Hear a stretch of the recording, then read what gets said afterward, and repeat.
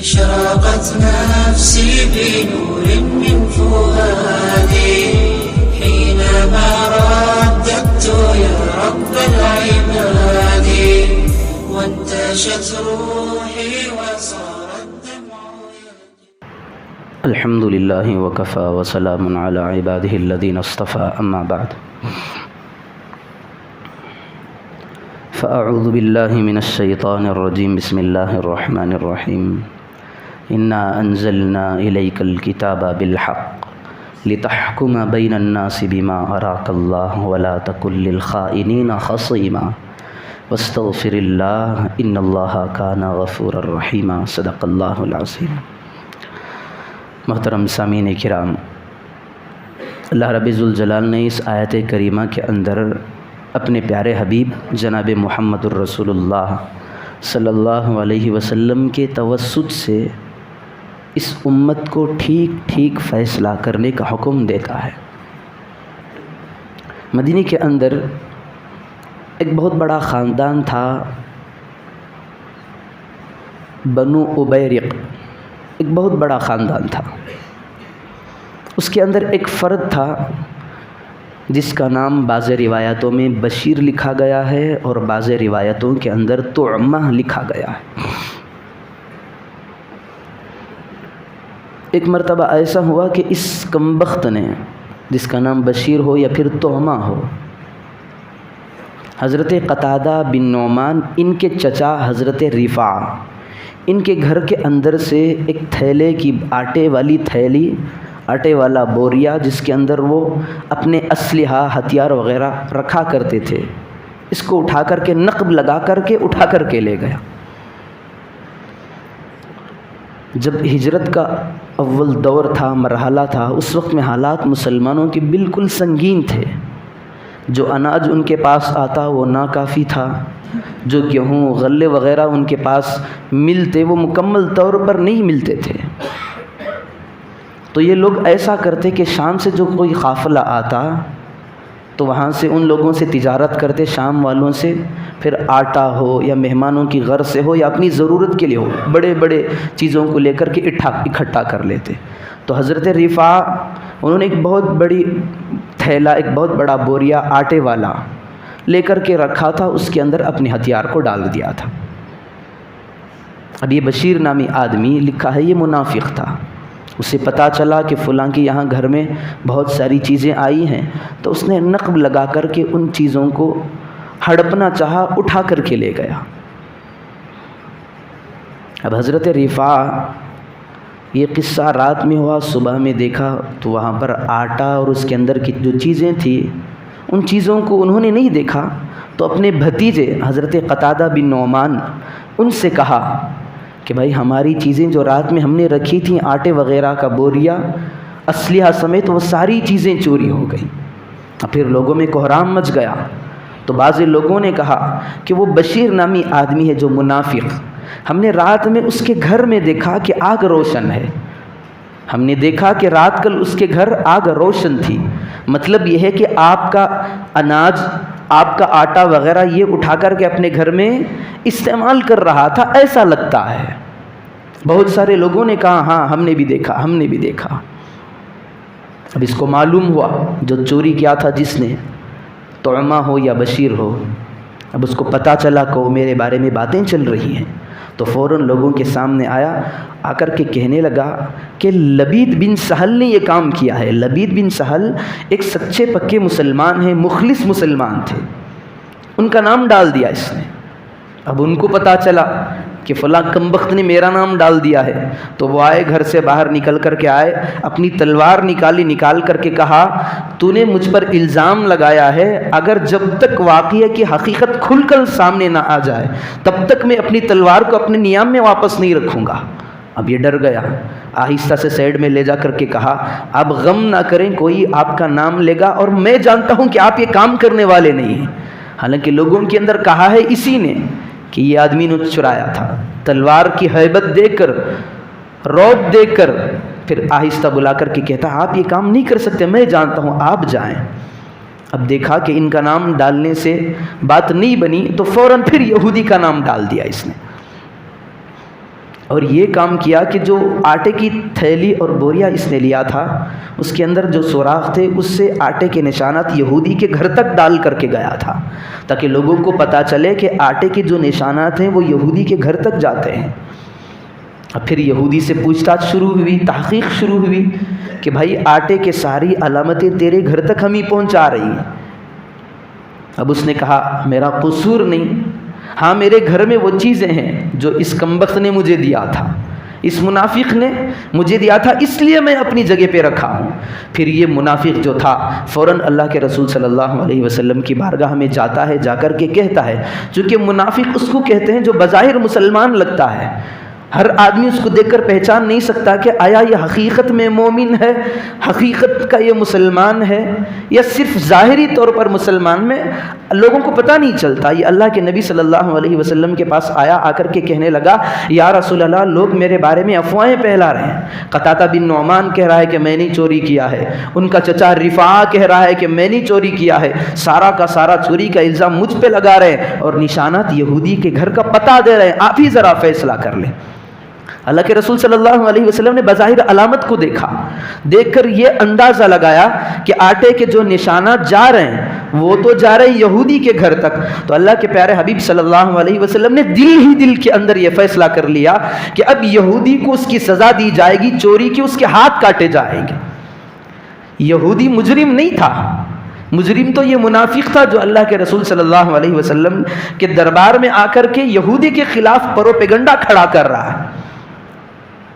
انسان تو انسان، پیارے آقا جناب محمد رسول اللہ صلی اللہ علیہ وسلم نے دیکھا ہاں یہ چیزیں ساری ثبوت دیتی ہیں یہودی کے گھر کا، تو اللہ کے رسول صلی اللہ علیہ وسلم نے دل میں صرف یہ ارادہ کیا یہودی کو سزا دی جائے گی، اس کے ہاتھ کاٹے جائیں گے، اتنا ارادہ ہوا۔ حضرت جبرائیل پیغام لے کر آئے، انا انزلنا الیک الکتاب بالحق لتحکم بین الناس بما اراک اللہ ولا تکن للخائنین خصیما۔ اے حبیب، ہم نے یہ کتاب آپ کے پاس حق کے ساتھ بھیجا ہے، لتحکم بین الناس بما اراک اللہ، تاکہ آپ لوگوں کا فیصلہ اس کے مطابق کریں جو اللہ نے تم کو دکھایا ہے، ولا تکن للخائنین خصیما، اور خیانت کرنے والے کی طرفداری میں آپ جھگڑالو نہ بنے، یعنی اس کے سائیڈ میں جو خیانت کر رہا ہے اس کی سپورٹ میں آپ کھڑے نہ ہو جائیں۔ آگے اللہ نے ایک جملہ ارشاد فرمایا، واستغفر اللہ ان اللہ کان غفورا رحیما۔ آپ کے دل کے اندر جو خیال تھا یہودی کے بارے میں، حالانکہ یہودی حق پر تھا، یہودی نے چوری نہیں کی، بس چوری کا الزام اس پر لگایا گیا تھا، آپ اس کی بنیاد پر اپنے دل کے اندر آپ نے جو خیال پیدا کیا ہے یہودی کے بارے میں ناحق، اس کی بنا پر آپ واستغفر اللہ، اللہ سے توبہ اور استغفار کیجیے، ان اللہ کان غفورا رحیما۔ ایک پیغام پہلی آیت کے اندر ملتا ہے، دوسرا پیغام دوسری آیت میں ملتا ہے۔ پہلی آیت کے اندر یہ پیغام ملتا ہے لتحکم بین الناس بما اراک اللہ، آپ فیصلہ کرنے کے لیے جائیں تو ٹھیک ٹھیک فیصلہ کریں، معاملے کی تہہ تک جائیں، تفتیش کریں، تحقیق کریں، کیونکہ ہمارے ایک بول پر بے گناہ کی جان نکل سکتی ہے اور ہمارے ایک بول پر مجرم آوارہ پھر سکتا ہے، سارا گناہ کا بوجھ ہمارے ذمے آ سکتا ہے۔ پھر دوسری آیت میں اللہ رب ذوالجلال کہہ رہا ہے آپ سے کمی بیشی ہو جائے، گناہ ہو جائے، چھوٹا ہو یا بڑا ہو، واستغفر اللہ ان اللہ کان غفورا رحیما، اللہ سے توبہ و استغفار کیجیے، یقیناً اللہ گناہوں کو معاف کرنے والا ہے۔ حضرت حسن بصری رحمۃ اللہ علیہ کتنی بڑی شخصیت ہے، ہم تو جانتے ہیں، نام ہم نے سنا ہے حضرت حسن بصری، حسن بصری پتہ نہیں ہمیں یہ کون ہے۔ حسن بصری رحمۃ اللہ علیہ حضرت عمر فاروق رضی اللہ عنہ کے دور میں پیدا ہوئے، اور یہ وہ مبارک ہستی ہیں۔ ان کی والدہ حضرت حسن بصری رحمۃ اللہ علیہ کی جو امی تھی، یہ امہات المؤمنین حضرت ام سلمہ رضی اللہ عنہ کی خادمہ تھی۔ حضرت حسن بصری کی والدہ ازواج مطہرات میں سے حضرت ام سلمہ رضی اللہ عنہ جو ہیں ان کی نوکرانی تھی، خادمہ تھی، اور حضرت حسن بصری کو یہ شرف حاصل ہے کہ جب بچہ روتا ہوا ہوتا تو حضرت ام سلمہ رضی اللہ عنہ جو پیارے آقا کی زوجہ مطہرہ ہیں، وہ اس حسن بصری کو اپنے گود میں اپنے اٹھا کر کے بہلاتی، اس کے رونے کو برداشت کرتی، پھر اس کے پھسلا کر کے اسے ہنسی میں مشغول کرتی۔ یہ بڑی شخصیت ہے جسے امہات المؤمنین کی گود نصیب ہوئی ہے. اور جب یہ پیدا ہوئے حسن بصری رحمۃ اللہ علیہ حضرت عمر فاروق کے دور میں حضرت عمر فاروق رضی اللہ عنہ نے تحنیک کی ہے.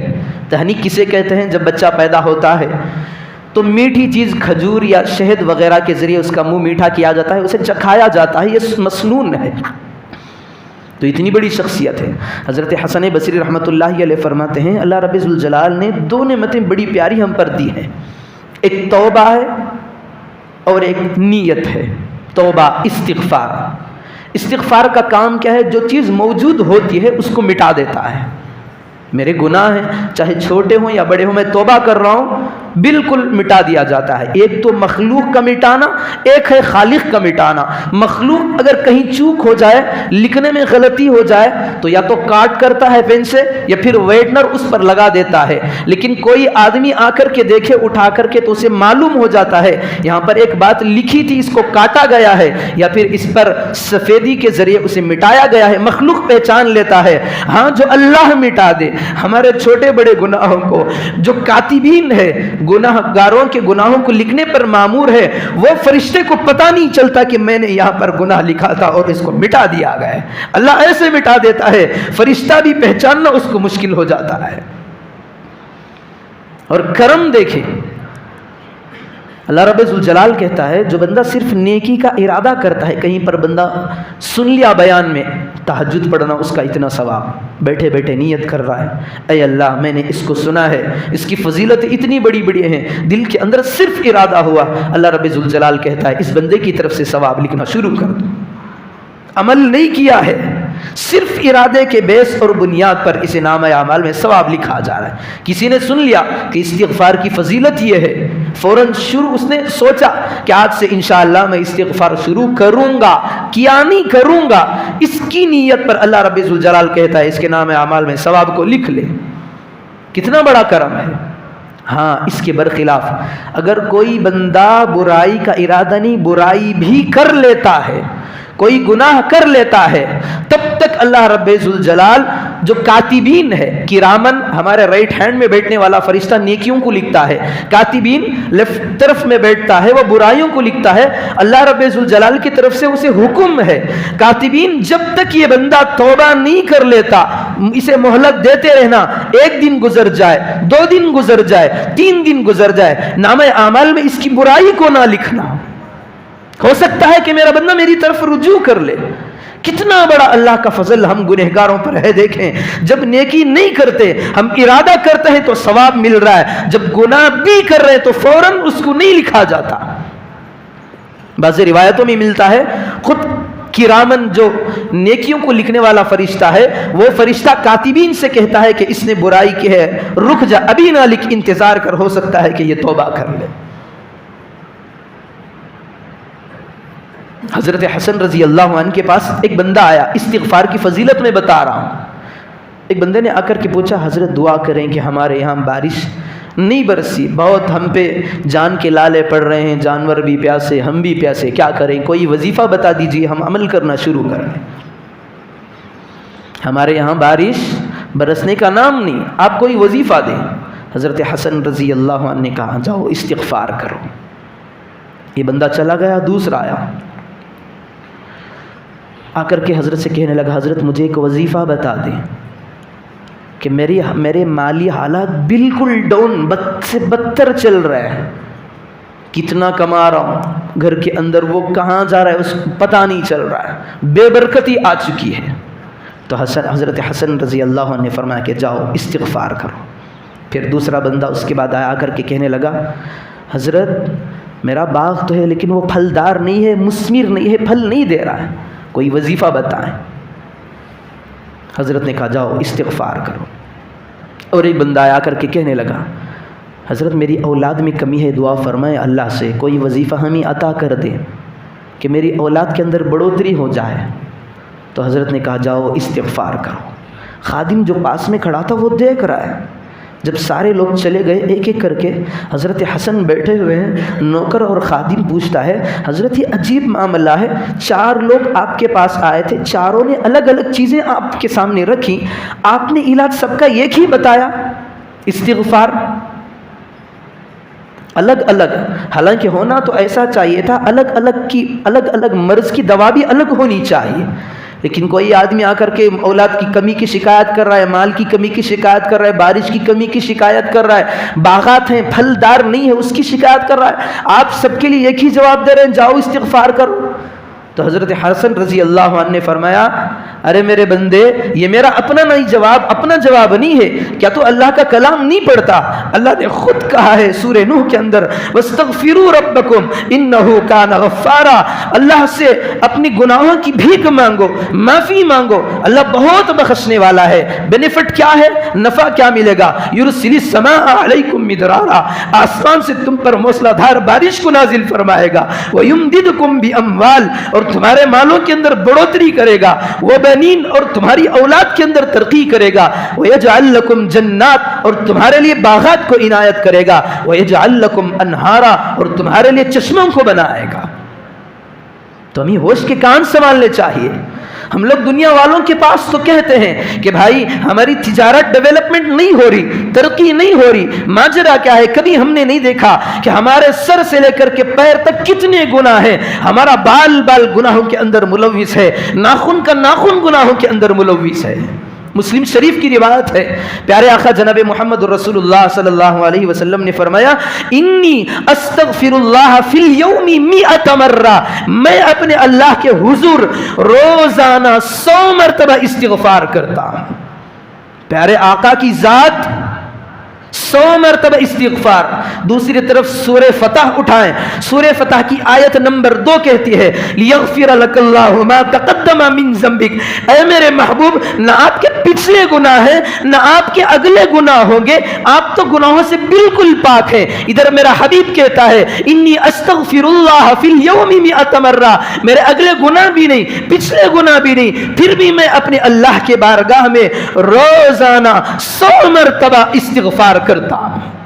جس کے گناہ نہ ہو، ہمارا آقا، ہمارا سید، ہمارا مولا، ہمارا مرشد وہ بے گناہ 100 مرتبہ دن میں اللہ کی بارگاہ میں توبہ و استغفار کرے۔ ہم سر تپا گناہوں میں ڈوبے ہوئے، گناہوں کے سمندر میں پھنسے ہوئے، گناہوں کے دلدل میں اٹکے ہوئے ہیں، ہمیں کتنا استغفار کرنا چاہیے؟ اگر استغفار نہیں کریں گے اپنے گناہوں سے، کہاں سے ہماری تکلیفیں دور ہوگی؟ کہاں سے ہماری روزیوں میں برکت آئے گی؟ کہاں سے ہمارے اولاد کے اندر ترقی ہوگی؟ کہاں سے ہمارے تجارت کے اندر بڑھوتری آئے گی؟ تو اللہ رب ذوالجلال نے ان آیتوں کے اندر یہی پیغام دیا ہے، اگر معاملہ دین کا ہے، چوک کا ہے تو غلطی کر لے، پھر اوپر سے توبہ کر لے تو اللہ رب ذوالجلال تیرے نامہ اعمال میں سے اس گناہ کو بالکل مٹا دے گا، کاتبین بھی پہچان نہیں پائے گا کہ یہاں پر گناہ پہلے تھا۔ ایک تو یہ ہے اس کا تعلق۔ پھر ایکسٹرا میں تجھے 5 چیزیں عنایت کروں گا استغفار کے ذریعے سے، بارش برساؤں گا، روزی میں برکت، اولاد میں برکت، پھر ایسے باغات جو پھلدار دیتے ہوں، پھر تمہارے لیے نہروں کا انتظام، چشموں کا انتظام میں کروں گا۔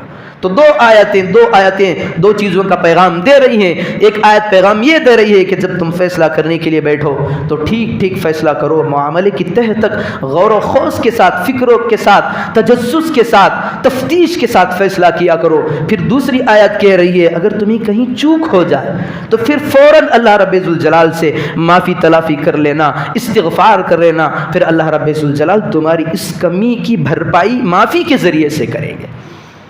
تو ان آیتوں کو رکھ کر کے اپنی زندگی میں دیکھیں کتنے ہم پریشان رہتے ہیں۔ یہ کسی بزرگ کا بتایا ہوا نسخہ نہیں ہے، پیارے آقا کا بتایا ہوا نسخہ نہیں ہے، خود قرآن کا یہ نسخہ ہے، اللہ کا یہ نسخہ ہے۔ اللہ نے اپنی امت کو دیا ہے وَاسْتَغْفِرُوا رَبَّكُمْ إِنَّهُ كَانَ غَفَّارًا۔